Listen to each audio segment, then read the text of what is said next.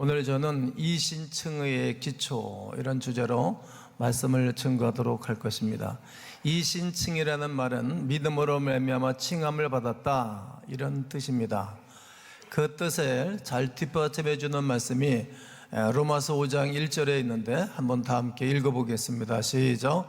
그러므로 우리가 믿음으로 의롭다 하심을 받았으니 우리 주 예수 그리스도로 말미암아 하나님과 화평을 누리자. 두 종류의 구원이 있습니다. 그 중에 하나는 우리가 일상적인 생활에서 경험하는 일시적이고 상대적인 구원입니다. 대략 예를 들면 어려운 입시에 붙었을 때 구원받은 그런 느낌이 오지 않습니까?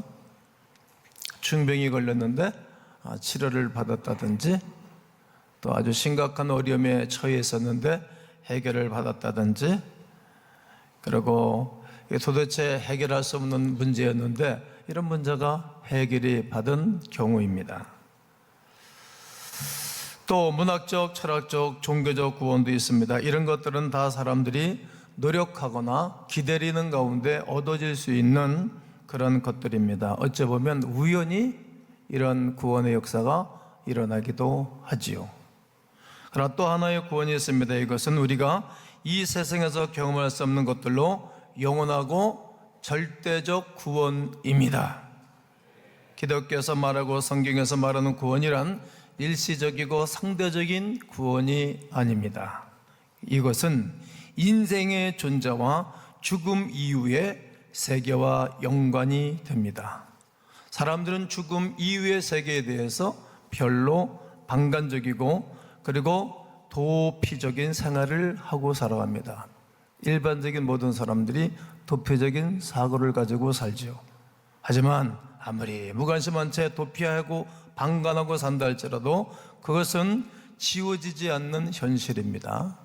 사람들이 죽음을 두려워하는 것은 죽음 이후에 사후의 세계가 있는 것을 어렴풋이 또한 의도적으로 직관적으로 알기 때문이 아닙니까?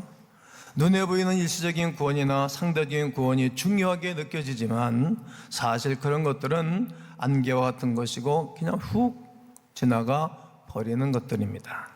문제는 절대적이고 영원한 구원이 무엇이냐 하는 것입니다.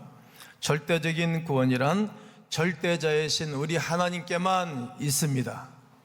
사람에게 있는 것이 아닙니다. 상대적이며 피조물인 인간에게 절대적인 구원은 없습니다. 사람이 누구를 구원해 준다든지 누구를 완전히 인생의 문제를 해결해 줄 수 있는 인간은 그 누구도 없는 것입니다. 따라서 진정한 구원을 얻으려고 한다면 구원은 하나님께 속한 것이며 하나님만이 구원을 줄 수 있다는 사실에 동의하셔야 합니다. 이 사실에 동의하지 않는다면 구원은 우리에게 불가능한 것으로 남아 있게 됩니다. 이런 구원의 내용을 창세기에서부터 시작되는데 창세기에서 시작되는 그 말씀을 오늘 로마서 4장 1절과 2절에 나타나고 있습니다. 한번 읽겠습니다. 시작. 그런즉 육신으로 우리 조상인 아브라함이 무엇을 얻었다 하리요? 만일 아브라함이 행위로서 의롭다 하심을 받았으면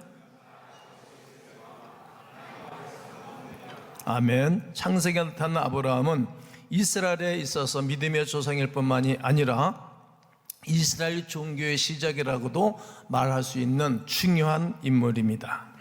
이스라엘에게 중요한 것뿐 아니라 모든 이슬람권의 사람들에게도 아브라함은 중요합니다. 이슬람권에 있는 모든 사람들도 아브라함을 믿음의 조상으로 여기고 따르고 있기 때문입니다. 구원은 먼저 누구에게? 아브라함에게 찾아야 하는 것입니다. 아브라함에게서 이런 의미에서 보면은 창세기 1장에서부터 50장까지는 이 모든 말씀 수많은 기록 가운데서 누구를 발견해야 될 것인가 하면 한 분, 예수 그리스도를 발견해야 됩니다.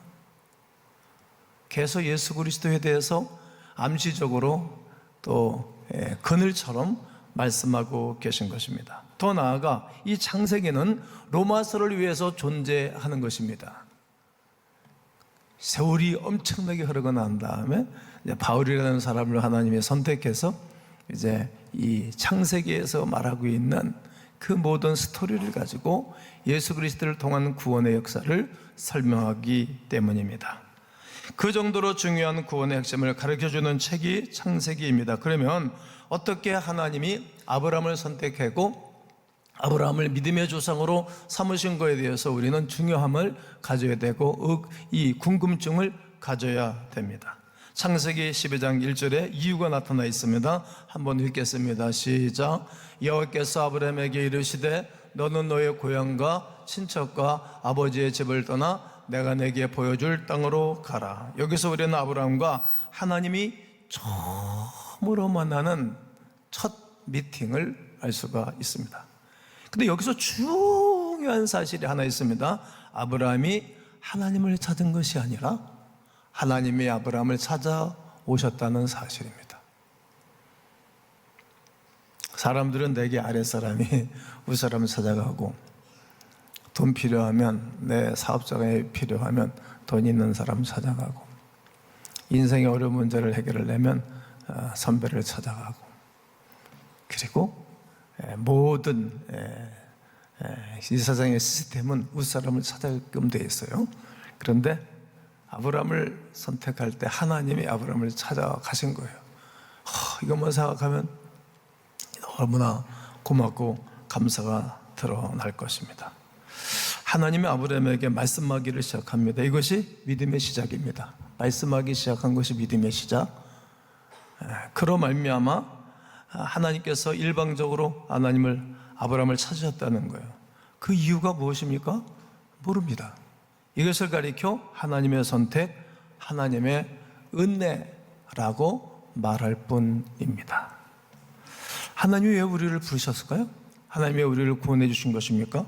무엇 때문에 우리를 찾으시고 구원하신 것입니까? 모릅니다.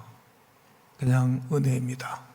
내가 잘났거나 구원을 받을 만한 자격이 있는 것이 아니기 때문에 그냥 설명할 수 없습니다. 아브라함에게 찾아오신 하나님이 이것이 창세기의 시작이고 전부입니다.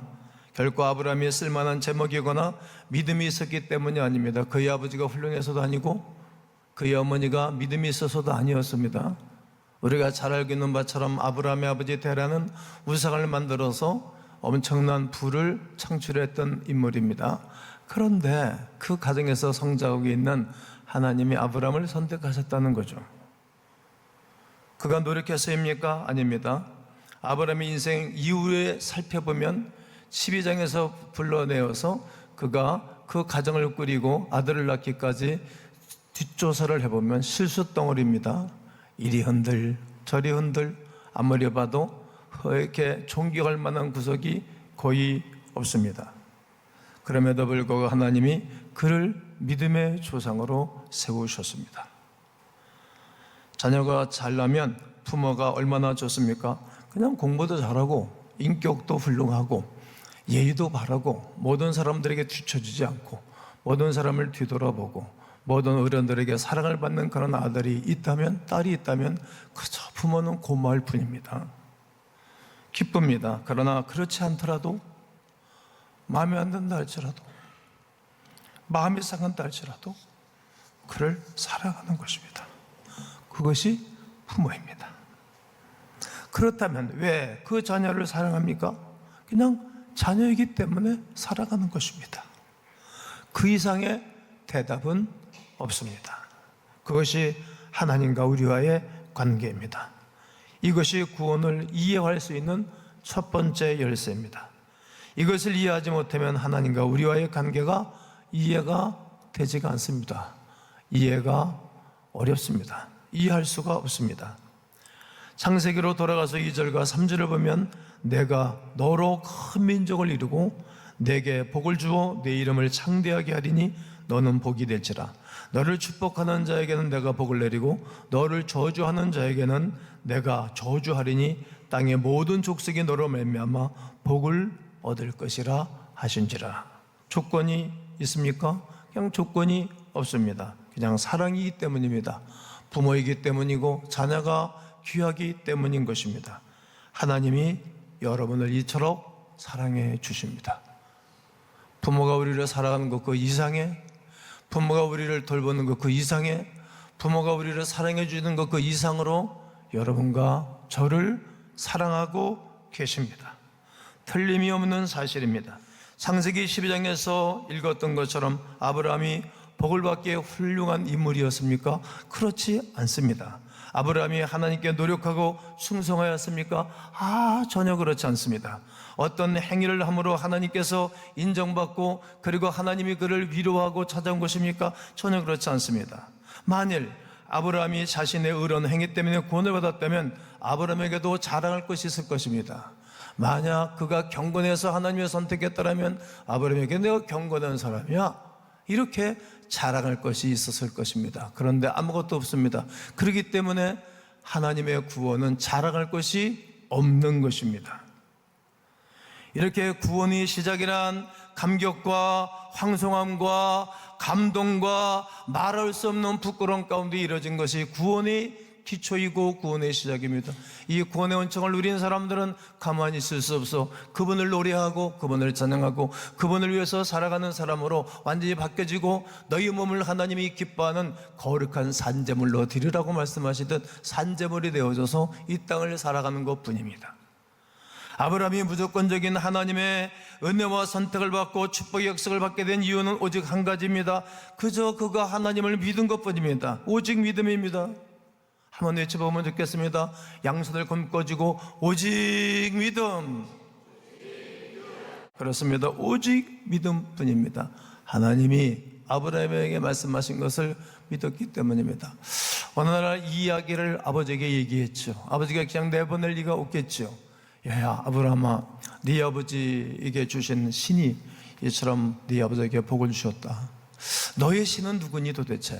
너의 신은 나의 신은 이렇게 나에게 다복의 복과 재물의 복을 주셨는데 기다려주면 아니 되겠니? 너가 머무르면 내 집에서 머무르면 이거 다 네 건데 다 상속자, 네가 상속자가 아니니 가지 말라고 여러 가지 방법으로 애원을 하지만 아닙니다. 나의 하나님이 나를 본 아버지 집과 고향과 친척을 떠나라고 했기 때문에 나는 그 약속의 말씀 듣고 갑니다. 아버지가 여러 가지 방법으로 다 이루고 여러 가지 방법으로 구슬르고 여러 가지 방법으로 이야기했지만 그는 떠났습니다. 영화를 보면서 내가 많이 울었습니다. 그래, 저것이 믿음이지. 믿음이었습니다. 어떤 행위가 아니라 하나님을 믿고 순종한 것입니다. 그냥 따라간 것입니다.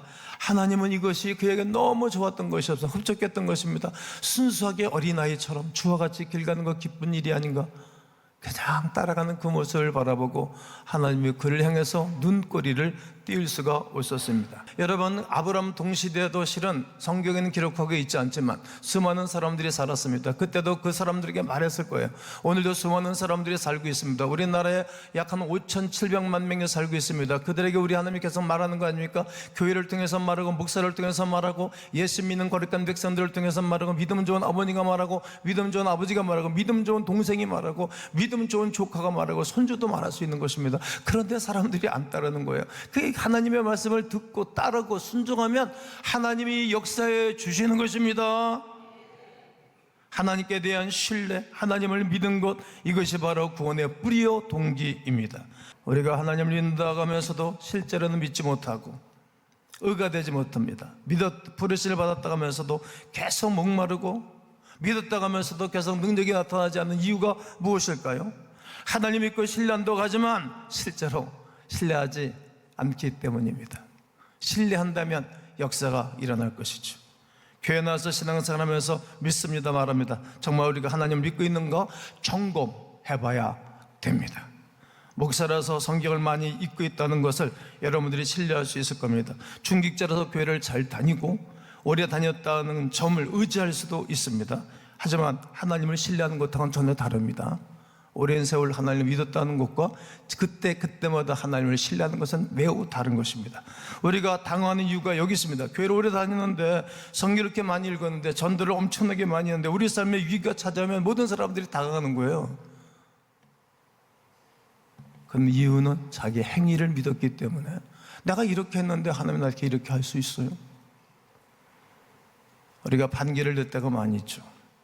예수 이름으로 했던 어떤 행위, 전통, 경험을 의지할 때 이러한 고백을 하게 됩니다. 그래서 그런 것들이 흔들리면 정강이 다 흔들리는 거예요. 믿음도 흔들리고. 왜 그렇습니까? 내가 신뢰한 것이 그런 것들이 있기 때문입니다. 여기에 우리의 믿음의 허구성이 있습니다. 여기에 우리 구원의 허구성이 있습니다. 어쩌면 우리가 믿는 것은 어쩌면 교회 건물일지도 몰라요. 교회가 건물이 반듯하고 그러면 든든해하는 거죠. 어쩌면 우리가 하나님 앞에 받은 축복일 수도 있어요. 이것이 우리가 믿음의 근거에 대해서 그렇게 될 수가 없는데, 어떤 부수적인 것을 신뢰하고도 자신의 믿음이 좋다고 생각하는 것입니다. 그래서 교인이 많아지고 헌금이 많아지고 모든 일이 잘 되면 하나님이 축복해 줬다고 말하고, 조금 어려워지고 나면 하나님이 너를 미워하시나? 여러분, 하나님을 신뢰한다는 것은 이런 것입니다. 지금 당장 힘이 듭니까? 어렵습니까? 그로 인해서 하나님과 좋은 관계를 누리기를 원하고, 하나님은 그런 가운데 하나님은 당신의 백성들에게 좋은 날을 주실 줄로 믿습니다. 잘못된 구원관과 그릇된 생각을 갖는 이유는 정말 하나님을 신뢰하는가 신뢰하지 않는가에 달려 있습니다. 우리가 시편 23편을 믿습니다. 여호와는 나의 목자시니 내게 부족함이 없으리로다. 믿으시지요? 하나님을 신뢰하는 것만이 영원한 의가 될 줄로 믿습니다. 오늘 4절 5절을 읽겠습니다. 시작. 일하는 자에게는 그 삭시 은혜로 여기지 아니하고 보수로 여겨지거니와, 일을 하지 아니할지라도 경건하지 아니한 자를 의롭다 하시는 이를 믿는 자에게 그의 믿음을 의로 여기시나니. 분명한 은혜 위에 은혜입니다. 하지 않았는데 똑같이 대우를 해줬다는 거죠. 그러면 우리 마음속에 한 구석이 찜찜한 겁니다. 불안하기도 하겠죠. 어떤 사람에게는 공짜로 구원 얻게 되는 것이 찜찜합니다. 이해가 안 돼서 어떻게 해서든지 보상하려고 하는 것입니다. 이 보상 심리가 잘못되면 뭐가 되겠죠? 율법이 되는 것입니다. 율법이 그리한 것이 아닌데 말이죠. 이것이 비밀인 이유는 우리의 구원자이신 예수 그리스도께서 나를 위해서 이 땅에 찾아오시고, 나를 위해서 십자가 밖에 죽으시고, 나를 위해서 부활하신 예수 그리스도가 오늘 우리가 그를 믿음으로 말미암아 구원을 얻는 의인이, 이것은 차별이 없는 것입니다. 열심히 일해서 한 달 봉급 받는 사람, 아무것도 일한 것이 없는데 똑같이 봉급을 받는 거 똑같다는 거예요. 그러니 이것은 하나님의 은혜인 거예요. 은혜로다, 은혜로다. 이것은 은혜인 거예요. 구원받은 이것은 하나님의 전적인 은혜인 것을 모든 사람들이 알게 된 것입니다. 이 부분에 대해서 구약의 두 번째 근거를 사도 바울이 이야기하는 것입니다. 바로 누구를 통해서 말하는 것입니까? 시편을 기록하고 있는 다윗을 들어서 말하고 싶은 거였습니다. 오늘 6절과 8절을 보면 일한 것이 없이 하나님께 의로 여기심을 받는 사람의 복에 대해서 다윗이 말을 했어요. 어떻게 말을 하는 것인가 하면, 불법이 사함을 받고 죄가 가려짐을 받는 사람들이 복이 있고, 주께서 그 죄를 인정하지 아니하실 사람은 복이 있도다 한가 같으니라. 이렇게 죄가 가려진 사람이 복이 있는 것입니다. 우리가 그런 은혜를 입은 사람들입니다. 성도 여러분, 다른 사람들의 죄를 지적하지 마십시오. 다른 사람들의 죄를 말하지 마십시오. 나고 마음에 안 든다고 말하지 마십시오. 터뜨리지 마십시오. 그러면 죽습니다. 망합니다. 당신의 죄는 10가지요 100가지이기 때문에. 그러면 한 손가락이지만 나는 3가지 죄가 있다는 거예요. 부끄러움이. 그래서 다른 사람의 죄를 지적하는 사람처럼 미루는 사람은 없습니다.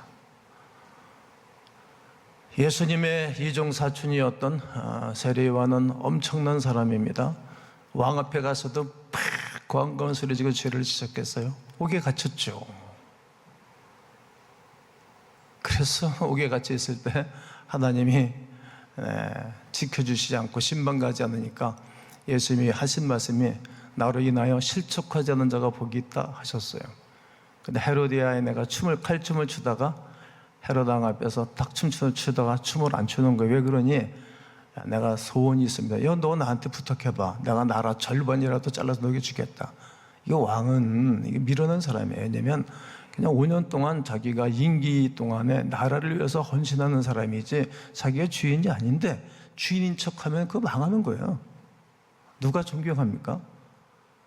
그러니까 알았어. 그래서 세례요한의 목을 쳐다가 수구를 갖다 내놨던 겁니다. 왕을 욕하고 왕을 저주하고 잘난 척하면 죽습니다. 그냥 중보기도 할 일이고 그냥 우리가 지나갈 일이지 건드릴 일이 아니라는 거예요. 쫓기는 사람이 누가 숨겨줘요? 숨겨줘서 간선히 살아나면 얼마나 고맙겠습니까? 일평생도 잊지 못하겠죠. 구원에 대한 구약에서의 세 번째 말씀은 이것입니다. 오늘 9절과 10절입니다. 그런지 이 복이 할례자게냐 혹은 무할례자게도냐 무릇 우리가 말하기를 아브라함에게는 이 믿음이 그 믿음이 의로 여겨졌다 하노라. 그런즉 그것이 어떻게 여겨졌느냐? 할례시냐 무할례시냐? 할례시가 아니요 무할례시니라. 제가 아브라함의 얘기를 말씀드렸고 다윗의 얘기를 말씀드렸습니다. 그 다음 말씀이 할례자에 대한 말입니다. 할례. 다윗이 말한 바가 죄가 가려진 자가 복이 있다고 말씀했잖아요. 그러니까 그 죄를 인정하는 것입니다. 우리가 누구든지 말이죠. 그러면 하나님이 긍휼히 여겨주시는 거예요. 그 죄는 용서받고 치유받고 또 화해되어져야 됩니다. 하나님과 화해되고 사람과 화해되고 사람들과 좋은 관계를 누리도록 하는 하나님의 은혜가 있어야 하는 것입니다. 그러니까 이 할례에 대한 문제도 조건이 붙지 않는다는 거예요. 할례 받았기 때문에 참된 행복이 나타나는 것이 아닙니다. 그렇지 않습니다.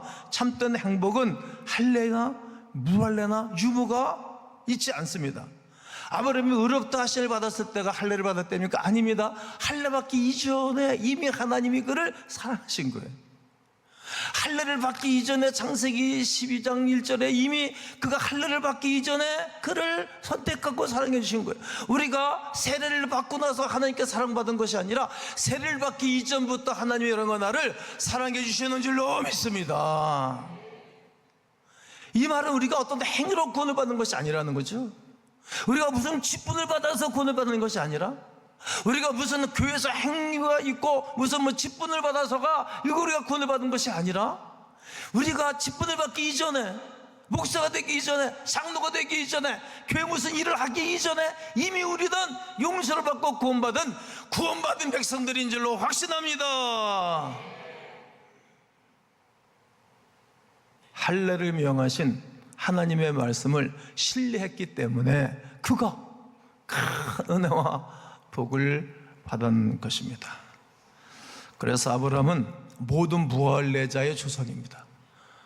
그러니까 우리가 예수 믿기 이전부터 하나님 우리를 선택하고 사랑하셨다는 것을 알게 되어지고, 그래 우리가 무슨 이렇게 교회에서 무슨 직분을 받기 이전부터 하나님이 나를 이미 큰 하나님의 사람으로 선택하고 세워줬다는 거예요.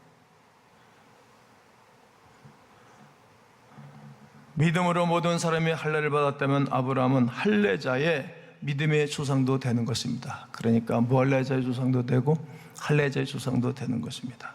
마지막으로 12절 13절 읽겠습니다. 시작. 그가 할례의 표를 받은 것은 무할례 시 믿음으로 된 의를 인친 것이니 이는 무할례자로서 모든 믿는 자의 조상이 되어 그들도 의로 여기심을 얻게 하려 하심이라. 또한 할례자의 조상이 되었나니 곧 할례 받은 자에게뿐 아니라 우리 조상 아브라함이 무할례 시에 가졌던 믿음의 시험을 자취를 따르는 자들에게도 그러하니라. 그가 믿음으로 인치를 받은 것은 무할례 시 하나님을 신뢰함으로 된 것이라는 거죠. 할례 때문이 아닌 것입니다. 그것 때문에 할례나 무할례가 하는 것은 중요한 것이 아니라는 것이죠. 하나님을 신뢰하느냐 하나님을 신뢰하지 않느냐 이것이 중요한 것입니다. 하나님을 믿냐? 내 가슴 속으로 마음으로. 그럼 믿지 않느냐? 이것이 중요한 이유 되는 것입니다. 기적의 위기는 기적을 베풀어 주신 분을 생각하지 않고 기적 자체만을 생각하는 것입니다. 여러분, 우리에게 기적을 주신 거 하나님의 크신 것이지 그 기적이 나로부터 왔다고 생각하면 그때부터 이제 또 믿음에 문제가 생기는 것입니다. 여러분, 하나님 우리에게 놀라운 은혜와 복을 주신 것을 하나님께 감사할 일이지 내가 잘해서가 아니라는 사실을 꼭 기억해야 됩니다. 이것이 잘못되면 신앙의 위기가 오는 것입니다. 무서운 비신앙의 자리에 들어가게 되는 위기가 되는 것입니다. 그러므로 성도 여러분, 날마다 하나님을 신뢰함으로 모든 것을 결정하셔야 합니다. 그러면 내 인생을 하나님이 영원토록 인도해 주세요. 매일매일 견단하고 사는 것입니다. 거기에 내 신앙의 전통이 중요한 것이 아니라 내 믿음의 결단이 중요하다는 이유입니다.